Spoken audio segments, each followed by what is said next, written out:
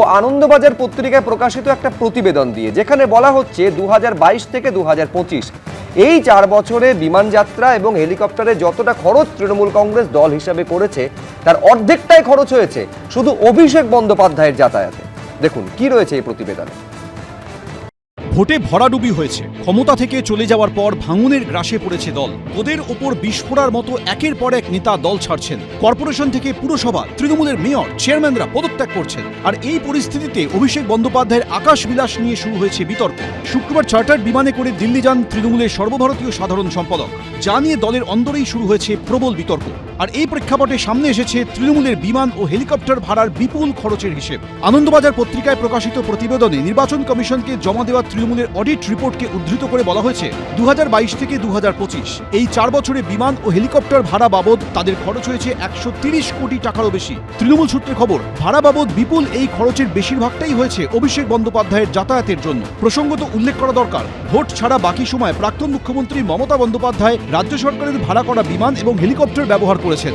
সেই খরচ দলের নয়। কোন বছরে বিমান ভাড়া বাবদ কত টাকা খরচ হয়েছে তাও বিস্তারিত তুলে ধরা হয়েছে প্রতিবেদনে। তৃণমূলের জমা দেওয়া অডিট রিপোর্টকে উদ্ধৃত করে বলা হয়েছে 2022 সালে বিমান ভাড়া বাবদ খরচ হয়েছে 35 কোটির বেশি টাকা।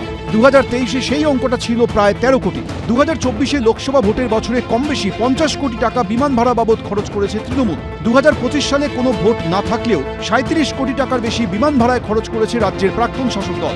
আমি এই নিয়ে কোনো মন্তব্য এখনই করব না, কারণ তৃণমূল কংগ্রেসের যে তহবিল বা ব্যাংক অ্যাকাউন্ট বা এগুলি কোনোদিনই আমাদের দায়িত্বে ছিল না।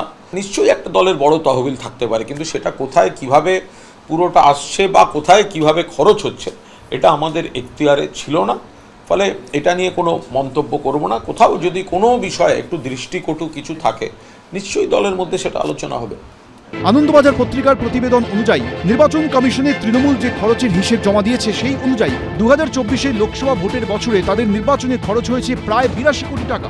এর অর্ধেকের বেশি খরচ হয়েছে শুধু বিমান ভাড়া হিসেবে। ওই বছরই গোটা দেশে বিমান ভাড়া বাবদ বিজেপি খরচ করেছে প্রায় 174 কোটি টাকা। কিন্তু তৃণমূলের মতো একটি আঞ্চলিক দলে বিমান ভাড়া বাবদ এই বিপুল খরচের বহর গোটা দেশেই কার্যত নজিরবিহীন বলে মনে করছেন অনেকে। আসলে এই যে চার্টার্ড ফ্লাইট এই তো শুনেছিলাম চিটফান্ড কোম্পানির মালিকের সব ফ্লাইট এইসব তো অ্যালকেমিস্ট, তারপরে যত চিটফান্ড আছে সব আর তৃণমূল কংগ্রেসটা একাকার হয়ে গেছে। এখন খুব স্বাভাবিক, এতদিন ধরে হয়তো কেউ বলেনি, এখন যেহেতু অ্যাকাউন্ট ফ্রিজ হচ্ছে এখন অনেকে বলছে। কিন্তু এই বিষয়ে আমাদের বক্তব্য একটাই, যে জনগণের টাকা লুট করে তৃণমূল কংগ্রেস এবং বিভিন্ন চিটফান্ড কোম্পানি যা করেছে তাতেই এরা এসব চার্টার ফ্লাইট নিয়ে চড়ছে। ভোটের শোচনীয় হারের পর থেকে অভিষেক বন্দ্যোপাধ্যায়ের জীবনযাপন নিয়ে প্রশ্ন তুলেছেন বিদ্রোহী বিধায়করা। তাতে নতুন মাত্রা যোগ করেছে সামনে আসা তৃণমূলের বিমান ও হেলিকপ্টার ভাড়ার বিপুল খরচের প্রসঙ্গ। দীপক ঘোষ, অর্ণব মুখোপাধ্যায়, এবিপি আনন্দ। আমি এবার সরাসরি আলোচনায় আসবো এবং শুরুতেই বিশ্বনাথদার কাছে যাব। বিশ্বনাথদা, অভিষেক বন্দ্যোপাধ্যায় তো দলের একজন সাংসদ। এই আনন্দবাজার পত্রিকায় যে প্রতিবেদন প্রকাশিত হয়েছে তাতে তো চমকে ওঠার মতো তথ্য। এই 2022 থেকে 2025 এই 4 বছরে এই বিমান বা হেলিকপ্টারের যে ভাড়া বাবদ যা খরচা হয়েছে 130 কোটি টাকার বেশি, সেটা মানে অধিকাংশটাই অভিষেক বন্দ্যোপাধ্যায়ের ওড়ার জন্য উড়িয়ে দেওয়া হয়েছে। না দেখো, পার্টিটা যে আজকে ভেঙে গেল, পার্টিটা যে আজকে শেষ হয়ে গেল, তার পেছনে তো অভিষেক বন্দ্যোপাধ্যায় মূল দায়ী।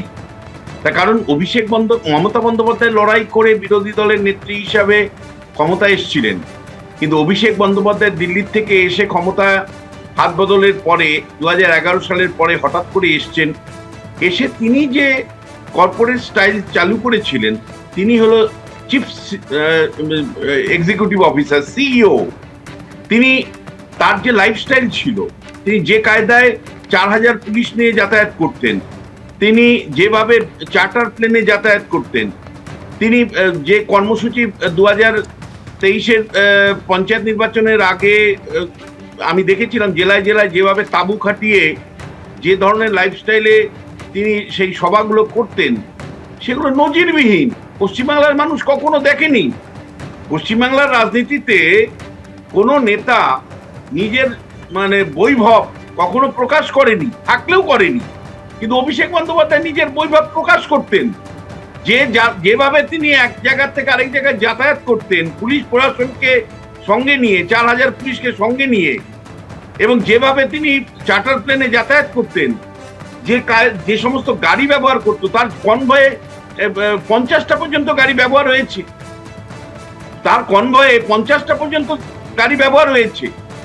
এবং একটা বাইরের সংস্থাকে সারা বছর ধরে রেখে দেওয়া, আইপ্যাক সংস্থাকে নির্বাচনের আগে ব্যবহার হয় নির্বাচনের কাজকর্ম পরিচালনা করবার জন্য, সমীক্ষার কাজ করবার জন্য, কিন্তু সারা বছর প্যারালাল তৃণমূল কংগ্রেস পার্টির বিকল্প হিসাবে আইপ্যাকের শত শত কর্মীকে রেখে দেওয়া, কাউকে যাদবপুর বিশ্ববিদ্যালয়ের মতন জায়গা থেকে নিয়োগ করা, কাউকে আইআইটি খড়গপুর থেকে নিয়োগ করা, বিপুল টাকা দিতে হয়েছে। এই যে এন্টার কর্পোরেট স্টাইলে তার পরিচালনা করা তৃণমূল কংগ্রেসকে, এবং নিজের জীবনযাত্রাটাকে এমন একটা জায়গায় এলিভেটেড করে নিয়ে যাওয়া, যেটা সাধারণত রাজা উজিররা করে থাকেন। মানে এটা সৌদি আরবের রাজা বা সৌদি আরবের যুবরাজ যদি করে থাকেন তাহলে মানাতো। পশ্চিমবাংলায় কিন্তু ওনাকে যুবরাজ বলা হতো, এটা যে লজ্জার ছিল এটাও তিনি ভুলে গেছিলেন, যে একটা গণতান্ত্রিক দেশে একজনকে যুবরাজ বলা হচ্ছে, এটা যে একটা লজ্জার বিষয়, এটা যে মানে বিপুল সম্ভ্রমের বিষয়, এই জিনিসটা উনি ভুলে গিয়েছিলেন। ফলে দেখো আজকে যেভাবে যারা বলছেন, মানে সকল ভালো তৃণমূলীরা বলছেন, তারা কটাক্ষ করছেন তাকে, উনার এই লাইফস্টাইল কি তারা জানতেন না? আজকে যে সমস্ত বিজেপি পন্থী সাংসদরা এগুলো নিয়ে কটাক্ষ করছেন, অভিষেক বন্দ্যোপাধ্যায়ের লাইফস্টাইল নিয়ে কটাক্ষ করছেন, বিমান যাত্রা নিয়ে কটাক্ষ করছেন, তারা কি জানতেন না যে অভিষেক বন্দ্যোপাধ্যায় চার্টার প্লেনে যাতায়াত করে? অভিষেক বন্দ্যোপাধ্যায়ের জীবনযাত্রা, অভিষেক বন্দ্যোপাধ্যায়ের বাড়ি, কিভাবে বিপুল পরিমাণে একটা বাড়ি তৈরি করেছেন। মানে বিশ্বনাথ প্রশ্ন করছেন এখন কেন তাহলে তারা সরব হচ্ছে, কিন্তু আমি তাঁবুর কথা বলছিলেন বিশ্বনাথ, আমি দর্শকদের মনে করিয়ে দেবো, যখন তৃণমূলে নবজোয়ার চলছিল ঠিক সেই সময় কিন্তু পরপর এই তাঁবুগুলোর ছবি সামনে এসেছিল, যা নিয়ে তখন প্রবল সমালোচনা হয়েছিল। আমি এইখানে দ্রুত একবার আমি এইখানে বিমল শঙ্কর নন্দর কাছে যাওয়ার আগে এই আনন্দবাজার পত্রিকার প্রতিবেদন দেখুন, এইটা পুরোটা কিন্তু এসেছে তৃণমূল কংগ্রেসের যে অডিট রিপোর্ট, যেটা নির্বাচন কমিশনে জমা দিয়েছে তৃণমূল কংগ্রেস, সেখান থেকে কি বলা হচ্ছে সেখানে 2024 ভোটের বছরে তৃণমূলের নির্বাচনী খরচ হয়েছিল 82 কোটি টাকা। এই যে 2022 থেকে 25 বলছি, এই 4 বছরের মধ্যে 2024 লোকসভা নির্বাচনের বছরটাও রয়েছে। এই 82 কোটির অর্ধেকের বেশি শুধু বিমান ভাড়াতে খরচ হয়েছে। ওই বছর গোটা দেশে বিজেপির বিমান ভাড়া বাবদ খরচ হয়েছে 174 কোটি টাকা। তার মানে আমি বলছি বিমলদা, মূল বিষয় হচ্ছে যে তৃণমূল কংগ্রেস নিজেদের গরিবদের পার্টি বলতো, যে তৃণমূল কংগ্রেস তৃণমূল মানে মাটির সঙ্গে তার যোগাযোগ বেশি, অথচ খরচের বেশিরভাগটা দেখা যাচ্ছে আকাশপথে ভাসছে। একটা কথা বলি, তৃণমূল কংগ্রেস একটা অদ্ভুত রাজনীতি এবং ভাবনাটা চালু করেছিল পশ্চিমবঙ্গে। সেটা হচ্ছে মানুষকে 1000 টাকা ভাতা দেব, আমি 1000 কোটি টাকা নিয়ে নেব, আমি 1000 কোটি টাকা নিয়ে যা খুশি তাই করব, যাকে বাংলায় বারফাট্টাই বলে, বারফাট্টাই করব, চার্টার্ড ফ্লাইটে চাপবো, 100 গাড়ির কনভয় চাপবো, তোমাকে 1000 টাকা দিয়েছি, সেটাই আমি একদম প্রকাশ্যে বলবো যে হ্যাঁ আমি মানুষের জন্য এই রকম ওয়েলফেয়ার স্কিম এনেছি।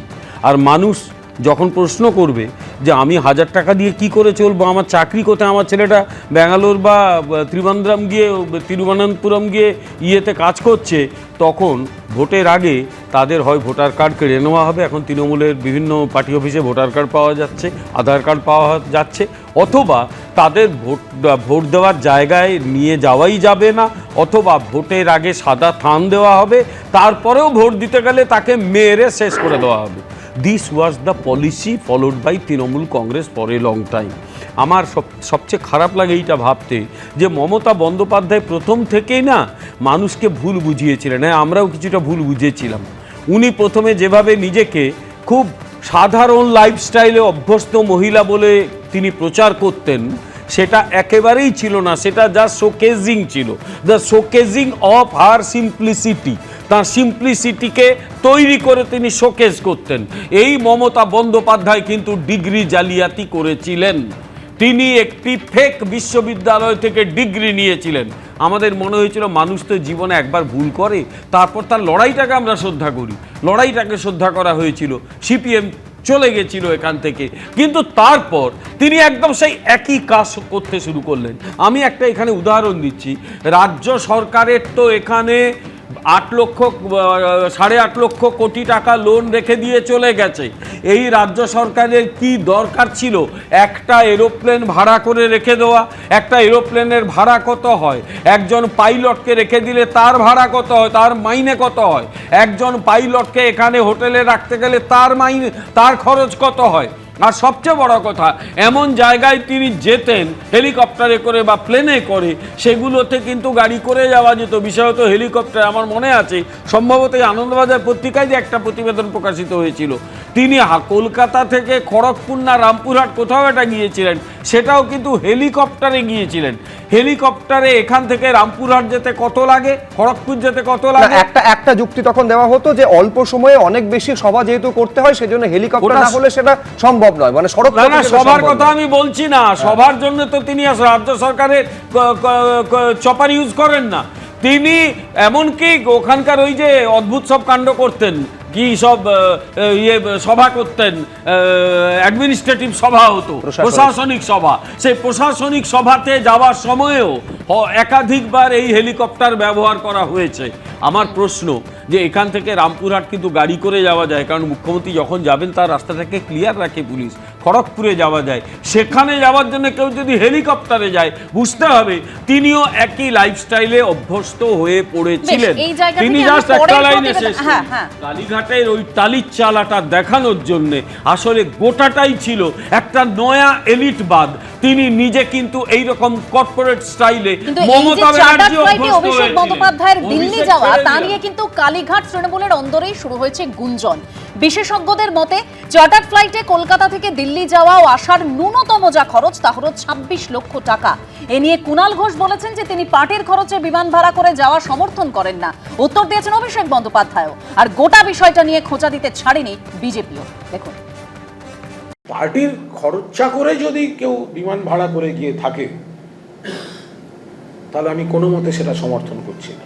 আমার পাশের সিটে যদি কেউ বসে, যেটা আমার সাথে অনেকবার হয়েছে, আমার লিগ্যাল ওপিনিয়ন নিয়ে এটা করা। বিধানসভা ভোটে চরম বিপর্যয়। প্রতিদিন কার্যত তাসের ঘরের মতো ভেঙে পড়ছে তৃণমূল। কেউ বিদ্রোহী হয়েছেন, কেউ নাম লেখাচ্ছেন অন্য দলে, কেউ দল থেকেই নিজেকে সরিয়ে নিচ্ছেন। আর দলের এই সংকটকালে চার্টার ফ্লাইটে অভিষেক বন্দ্যোপাধ্যায় দিল্লি যাওয়া নিয়ে কালীঘাট তৃণমূলের অন্দরেই তৈরি হয়েছে ক্ষোভ। শুক্রবার চার্টার বিমানে চেপে দিল্লি যান তৃণমূলের সর্বভারতীয় সাধারণ সম্পাদক। বিমান পরিবহনের সঙ্গে যুক্ত একাংশের মতে চার্টার ফ্লাইটে শুধু কলকাতা থেকে দিল্লি যেতেই খরচ হয় অন্তত 13 লক্ষ টাকা। অর্থাৎ যাওয়া আসা মিলিয়ে খরচ অন্তত 26 লক্ষ টাকা। জ্বালানির দাম বা পার্কিংয়ের ভাড়া বাড়লে এই খরচ আরও বাড়তে পারে। সেখানে বিজনেস ক্লাসে দিল্লি যেতে ভাড়া লাগে 17,000 থেকে 35,000 টাকা অবধি। উৎসবের সময় বা যাত্রীর চাপ থাকলে এই খরচটা বেড়ে খুব বেশি হলে 50,000 অবধি পৌঁছতে পারে। ভিআইপি প্যাসেঞ্জার্স স্পেশালি যারা বিজনেস ক্লাস মানে যে ক্লাস টিকিট ট্রাভেল করে, নর্মালি 17,000 to 35,000 rupees ভ্যারি করে, এবং রাশ টাইমে sometimes festivity season and all it almost even reach up to 45-50,000 rupees per sectors.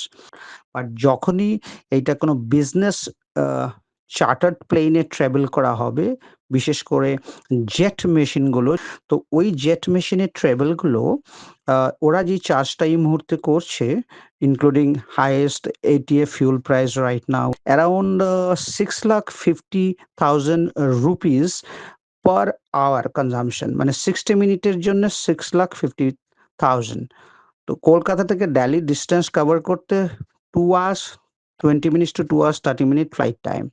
আবার দিল্লি থেকে কলকাতায় আসতে 2 hours 10, 2 hours 20 minutes flight time. Per sector Kolkata to Delhi 13 lakh rupees minimum, and return again 13 lakh rupees minimum. So it is around 26 lakh rupees, and depends on the fuel and other scenario. It could reach up to 28-20 lakh rupees up and down.